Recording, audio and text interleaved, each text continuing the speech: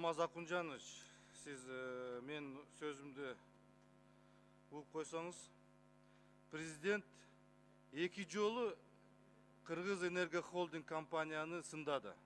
Эки жолу. Мен бүгүн маселени айрым энергетиктердин мыйзамсыз жасаган жумуштар жөнүндө айткым келет.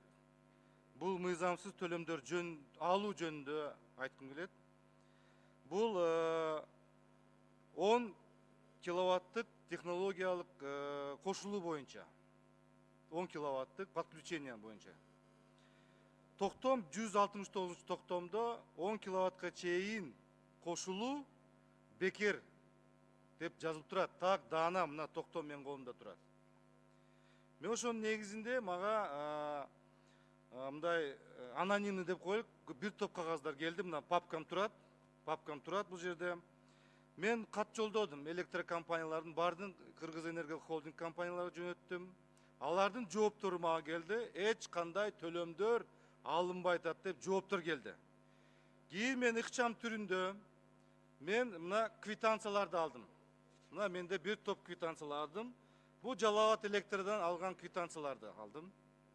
Мына ошол бая токтомдун негизинде төлөмдөр алынбайт деген мына ошол төлөмдөр 10 киловаттык чейин элдин арыздын негизинде 10 киловатт кошулуу боюнча мына төлөмдөрдү алып жүргөн экен. Бул мыйзамсыз төлөмдөрдү алуу. Урматтуу коллегалар, урматтуу өкмөттүн өкүлү. Кече таласта электроэнергияны төлөй албай эмне болду? Апасы менен кызы кайтыш болду.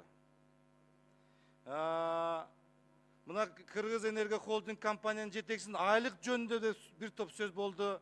Өкмөт тарабынан ошо айлык жөнүндө эч кандай чаралар көрүлгөн жок.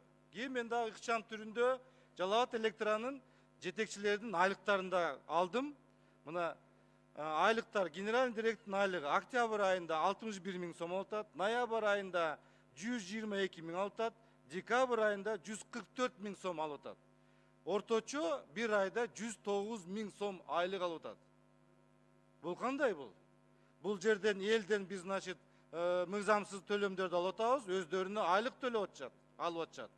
Жалал Абад Электрода Аксы районунда 2-3 ай айлык рабочилердин өзүнүн кызматкерлерин айлык төлөй албай жүрүп, мына бүгүнкү күндө мыйзамсыз акчаларды алып.